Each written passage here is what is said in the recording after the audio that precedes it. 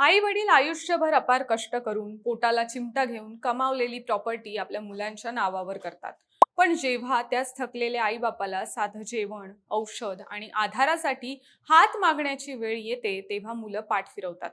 आपल्या समाजात हे नवीन नाही. आजच्या घडीला अनेक घरांमध्ये हे घडते.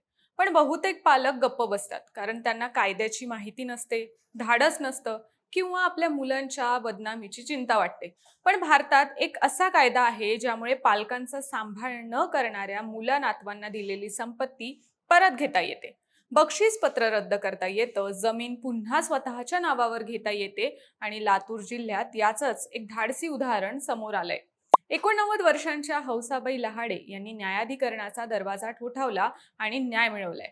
काय आहे हे नेमकं प्रकरण? हौसाबाई लहाडे यांच्यासोबत नक्की काय घडलं आणि त्यांना न्याय कसा मिळाला? भारतात नक्की कोणता कायदा आहे जो वृद्ध पालकांच्या बाजूने उभा राहतो? हे सगळंच या व्हिडिओच्या माध्यमातून आपण सविस्तर जाणून घेऊयात. नमस्कार, मी रुपल आणि तुम्ही पाहत आहात विशेष भारी. भारतात पालक आणि ज्येष्ठ नागरिकांचे पालन पोषण आणि कल्याण कायदा 2007 आहे. याला इंग्रजीत म्हणतात maintenance and welfare of parents and senior citizen act 2007. हा केंद्र सरकारनं संपूर्ण भारतासाठी लागू केलेला कायदा आहे. महाराष्ट्राने हा कायदा स्वीकारून त्याची अंमलबजावणी सुरू केली आहे. आपण यातील महत्त्वाचे 4 मुद्दे लक्षात घेऊयात. पहिला मुद्दा म्हणजे पोटगी मिळण्याचा हक्क. जर कोणत्याही ज्येष्ठ नागरिकाला, मग ते आई असो, बाबा असोत, आजोबा असोत किंवा आजी असोत, स्वतःचं उत्पन्न नसेल किंवा खर्च भागत नसेल, तर त्यांची मुलं किंवा नातवंड त्यांना दरमहा पोटगी देण्यास कायद्याने बांधिले. दुसरा मुद्दा म्हणजे या कायद्याअंतर्गत प्रत्येक जिल्ह्यात उपविभागीय अधिकारी हे पालक आणि ज्येष्ठ नागरिक न्यायाधिकरणाचे अध्यक्ष असतात. या ठिकाणी ज्येष्ठ नागरिक थेट तक्रार करू शकतात आणि त्यासाठी वकील असणं बंधनकारक नाही. अर्जही विनामूल्य करता येतो. तिसरा मुद्दा म्हणजे जलद सुनावणी. हे न्यायाधिकरण साधारण 90 दिवसात निर्णय देण्यास बांधिले. दिवाणी न्यायालयात वर्षानुवर्षे खेटे मारावे लागत नाहीत. चौथा आणि सर्वात महत्वाचा मुद्दा म्हणजे बक्षीसपत्र रद्द करण्याचा अधिकार. हा मुद्दा सर्वात महत्वाचा आहे. जर एखाद्या वृद्ध व्यक्तीने आपली मालमत्ता म्हणजेच जमीन, घर, दुकान मुलाला किंवा नातवाला सांभाळ करण्याच्या अटीवर किंवा त्या अपेक्षेने दिली असेल आणि त्या व्यक्तीने सांभाळ केला नाही, तर ते नोंदणीकृत बक्षीसपत्र रद्द करता येतं, मालमत्ता परत मिळवता येते. हे ऐकून अनेकांना आश्चर्य वाटेल, पण हा कायदा आहे. याचं जिवंत उदाहरण आहे लातूरच्या हौसाबाईंचं. लातूर तालुक्यातील कारसामध्ये राहणाऱ्या हौसाबाई लहाडे या आजींनी आपल्या नातू आणि पंतू यांच्या विरुद्ध न्यायाधिकरणात दावा दाखल केला होता. हौसाबाईंनी कारसा येथील जमीन त्यांच्या नातू आणि पंतूंच्या नावे नोंदणीकृत बक्षीस पत्राद्वारे हस्तांतरित केली होती. ही नातवंड त्यांचा सांभाळ करतील अशी अपेक्षा आजींना होती. म्हणजे आजींनी विश्वासाने जमीन दिली. या बदल्यात त्यांची केवळ एक अपेक्षा होती, ती म्हणजे आम्हाला सांभाळा, आमची काळजी घ्या, उतार वयात आधार द्या.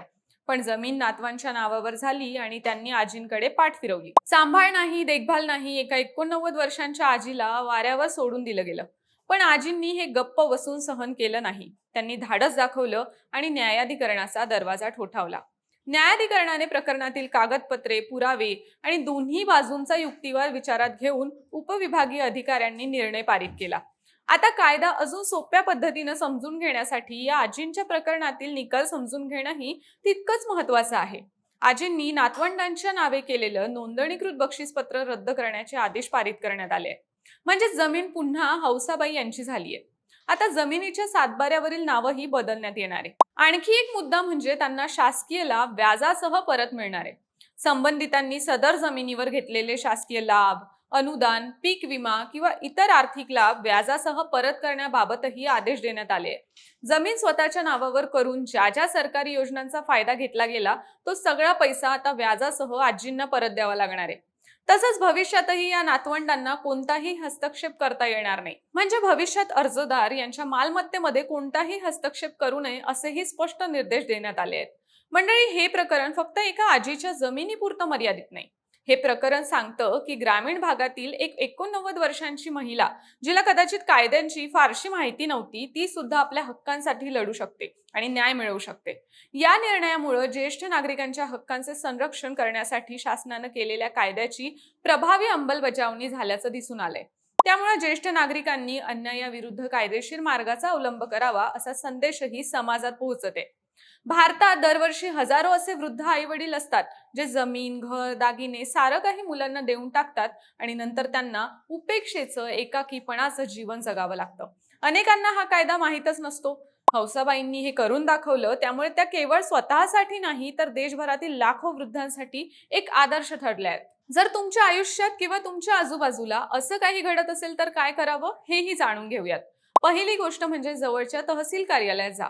तहसीलदार किंवा उपविभागीय अधिकारी हे पालक आणि ज्येष्ठ नागरिक न्यायाधिकरणाचे अध्यक्ष असतात. तिथेच अर्ज करा. दुसरी गोष्ट म्हणजे पालक आणि ज्येष्ठ नागरिकांचे पालन पोषण आणि कल्याण कायदा 2007 किंवा वरिष्ठ नागरिकांचा निर्वाह व कल्याण अधिनियम 2007 मधील कलम 23(1) नुसार ज्येष्ठ नागरिकांना संरक्षण देण्यात आलंय.